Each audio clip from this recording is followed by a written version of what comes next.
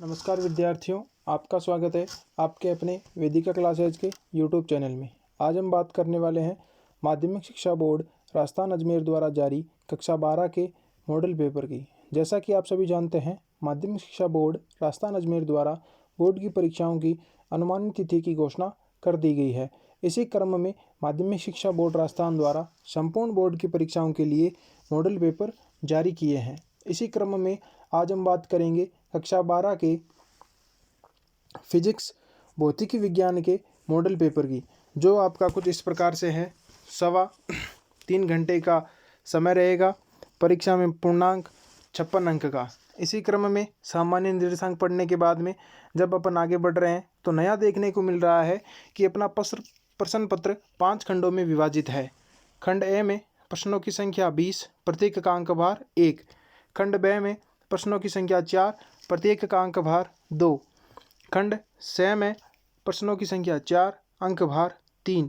खंड डी में प्रश्नों की संख्या 2, अंक भार 4।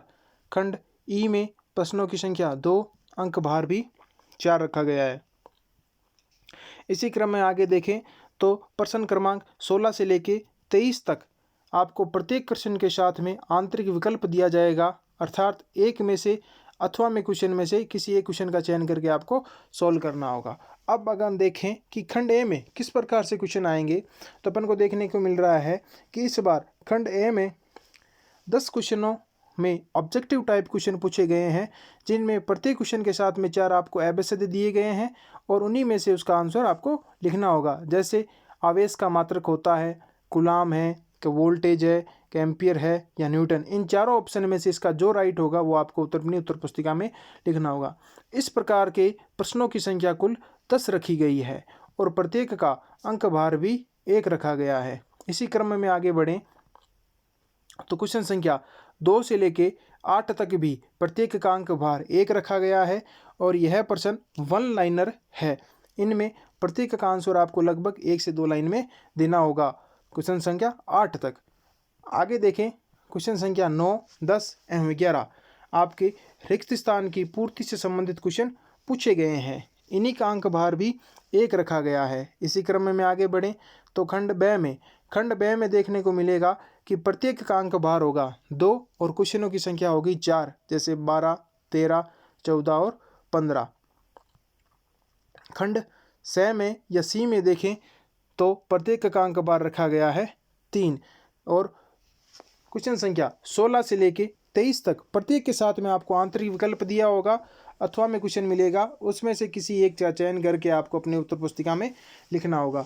आंतरिक विकल्प विषय 16 में, 17 में भी आपको आंतरिक विकल्प दिया गया है। इसी क्रम में आगे बढ़ें तो क्वेश्चन नंबर 18 में भी आंतरिक विकल्प दिया गया है और क्वेश्चन 18 का भी अंक भार 3 है। 19 का भी अंक भार 3 एवं आंतरिक विकल्प मौजूद है। खंड डी में प्रत्येक का अंक भार 4 रखा गया है और एक आंतरिक विकल्प भी मिलेगा, अर्थात 2 क्वेश्चन में से किसी एक क्वेश्चन का चयन करके आप उसको सॉल्व करेंगे। क्वेश्चन नंबर 21 में भी आपको आंतरिक विकल्प दिया गया है और प्रत्येक का अंक भार भी 4 रखा गया है। खंड ई में क्वेश्चन संख्या 22 एवं 23 के साथ में आपको 2 आंतरिक विकल्प मिलेंगे, अर्थात 3 क्वेश्चन में से किसी एक क्वेश्चन का चयन करके आपको सॉल्यूशन करना होगा। इन तीनों में से जो आपको सरल लगे वो आप अपनी उत्तर पुस्तिका में नोट कर सकते हैं। प्रत्येक का अंक भार भी 4 रखा गया है। यही सेम क्वेश्चन संख्या 23 के साथ में भी आपको 2 आंतरिक विकल्प मिलेंगे, अर्थात 3 में से किसी एक का चयन करके आप अपनी उत्तर पुस्तिका में लिखेंगे। इनमें प्रत्येक का अंक भार भी 4 रखा गया है। यह मॉडल पेपर पूर्णतः संशोधित पाठ्यक्रम पर आधारित है। वीडियो को लाइक शेयर जरूर करें। अगर आप चैनल पर नए हैं तो चैनल को सब्सक्राइब जरूर करें। धन्यवाद।